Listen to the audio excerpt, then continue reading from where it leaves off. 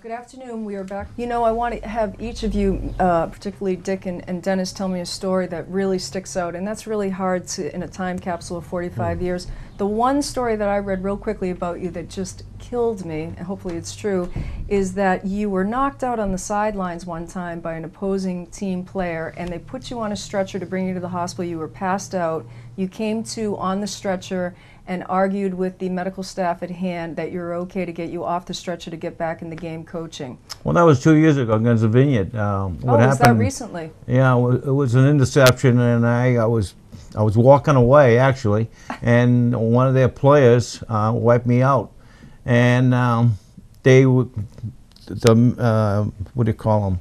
The medic. They were ready to put me in a stretcher. I said, "Where the hell do you think you're going?" He said, "You're going to the hospital." I said, "No, I'm not." I said, "My horse doctor's right here, Uncle Tim." Because Uncle Tim went to every game. He said, "You'd be fine." But I walked on my butt for a whole week. I couldn't walk. And then I had an MRI done. And thank God I had nothing broken. Just my pride, maybe. That's about it. And nothing touched up here, apparently. Oh, well, that's always been bad. Yeah, all circuits seem to be good to go. I'm going to start with you, Dick. One story that sticks out in your mind about all the years of coaching with Vito. Where to begin? Well, there's so many, you know, the 23-game winning streak and all those games that come back. Now, when was that? That's incredible. That started in '79, you know, and we lost to Norwell the first game of the '79 season, you know, and the '79 team doesn't get a lot of credit, but who was the quarterback then? Jay Anderson. And a funny story out of that, in the '79 team, you know, they lost that first game and then they won 9 straight, and we didn't make it to the bowl in those days because even though we won the league championship outright, they had a point system, and we come in third. Hull and I think Hanover ahead of us, but you know, you mentioned the quarterback Jay Anderson. We're playing Old Colony, and we're beating them 28-0 in the first quarter on 2 block punts and 2 handoffs to Bo. And Vito turns around to me and says, "Get the second team in there." And so I said, "Okay, Herrick or Hickman, you're going in for Jay Anderson." Jay says, "What are you talking about?" I said, "Vito wants to get the second team in." He says, "I've handled the ball twice, and both times I handed the ball." so poor Jay was getting taken out of the game. But what a 28-0 lead. But I got to tell one more story. We mentioned the Vinny. One of the funnest stories I remember, and I like to tell humorous stories involving Vito, but we're playing the Vineyard over in the early '70s. This was before they had the markings on the field, before they had scoreboards. You know, you can never tell where you were, you know. Incredible. In today's day and age, you look up at the scoreboard and you know how much time is left, where the ball is, and this and that. But you can imagine playing a game when the field's not lined and when there's nothing. So we're playing the Vineyard, and it's late in the game, and we're down by 2 points, and we throw a pass into the end zone that was heading for Glenn De Silva, but somehow it got deflected away, and Jamie Cabral had got knocked to the ground. The ball came down in Jamie Cabral's stomach for the winning, the go-ahead touchdown. It was still like a few minutes left in the game, so we're all yelling crazy, and they're putting the ball on a 3-yard line. And Vito says, "What's going on? What's going on?" I said, "We got a touchdown." He says, "We don't have a touchdown. They're putting the ball on the 3-yard line." I said, "That's because we're going for the extra point." Oh, dear mother. And I forget if we got the extra point or not, but we won the game. We won the game 14-8, and unbelievable when the touchdown was scored by Jamie Cabral, laying on his back in the end zone. Oh, how funny. And you've earned your wings in heaven by working with Vito. Dennis, we're over to you. All right. We're playing Southeastern at home. It was in the '70s, and the guy's name was Chuck Severian. Was that? Yeah, Chuck. Yeah. So we're killing. Southeast. We're killing. We all know Chuck. We're killing him at halftime. So Vito is going to go scouting. Dick remembers this. So Vito takes off, goes scouting at halftime. So Dick and I are there. So we put all the kids in and get everybody get some playing time. But the score was what, Dick? Remember? We beat him 15-0. 15-0. Yeah. So Chuck comes over after the game to shake hands with Vito. And Vito's not around. He's flying over the tipping his wings, coming over. Bobby Marks was a pilot in those days. So I said, Bobby, go over the field. He said, for what? Just flip the wings. I love So it. Oh. Dick and I are lying like crazy. Oh, he's up there. He's getting the lunches. Well, he was up there, all right. Oh, that is absolutely priceless. You remember the final play of that game, Dennis? Not really. The final play of that game, it's kind of funny because 2 years ago with the Patriots, Doug Flutie kicked that field goal on the drop kick. Yeah. Scott Herrick, with a 50-0 score, says, let me try a drop kick. And there's like 2 seconds left, and for some strange reason, I said, go for it, you know. So he's lining up about the 45-yard line to try a field goal with a 50-0 lead, which is not the right thing to do. But it was a drop kick, and he shanked it badly. You know, it wasn't even close. And Chuck, one of the things when Chuck came over looking for Vito, he says, "And what are you doing trying to drop kick there with no time left?" And I said, "Chuck, that wasn't a drop kick. That was a third-string punter. He just missed it badly."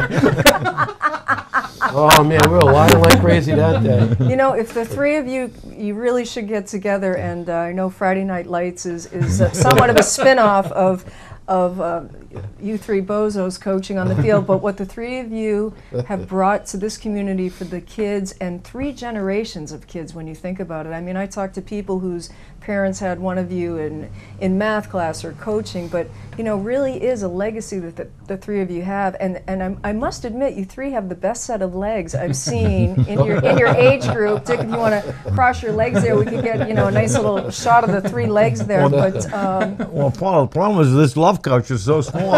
I These 2 guys are not my type. I'm absolutely knowing that, but We're close to each other, but not this close. Right. Damn right. you know, you're known for your gregarious personality. Actually, the 3 of you are, but the chutzpah, I guess, would be the word that you're known for when recruiting even athletes to this day. Even in the last couple of years, when I know the numbers were down in football in the high school. Yes, there are, you know, sports, swimming has taken off, soccer, lacrosse, so on and so forth, which I know you're glad to see. And you were the athletic director for 40 years, but I marvel at the fact that even though the chips have been down with the team the last couple of years, you're still actively recruiting kids in the hall. Hey, how about you? What about you? Can you play football? Why aren't you doing something? And I know back in the day when you first started, I think a man's, if you were a high school male athlete, you were questioned as to why you weren't playing football under Coach Capizzo. True or false? Well, they had to go through me to graduate too. Well put.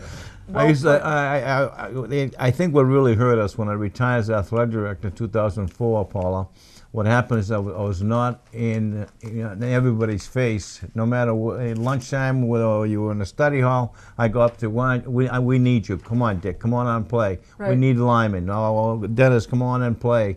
Right. When he was younger. And they didn't have this.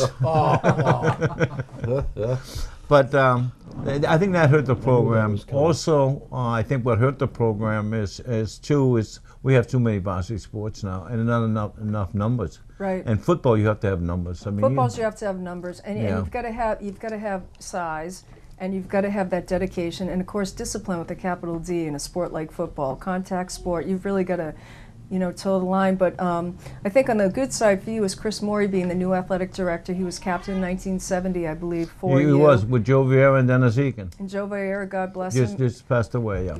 Tremendous athlete, as I've been told, not having grown up here. And Dennis Egan and Chris Morey's 2 sons both played for you. So just in that fact alone, the legacy that's trickling down. Well, Chris Morey, I'll tell you a short story. At that time, I was coaching girls softball. And that was chaotic. So I needed a softball coach, and Chris applied for it, and I was kind of hesitant to hire him, mainly because her daughter Elizabeth, the Mushkin I used to call her, she's a tiny little girl, athlete. And she was going to play softball, and I said, I don't know, this is going to be tough. Yep. He said, no, it's not going to be a problem. And it probably was the best move I ever made, hiring Chris Murray as a softball coach, and he's proven himself. Willie Ferrara. He's Chris been Ferrara. fantastic. I had a rule. I never hired anybody who was older and uglier than I am.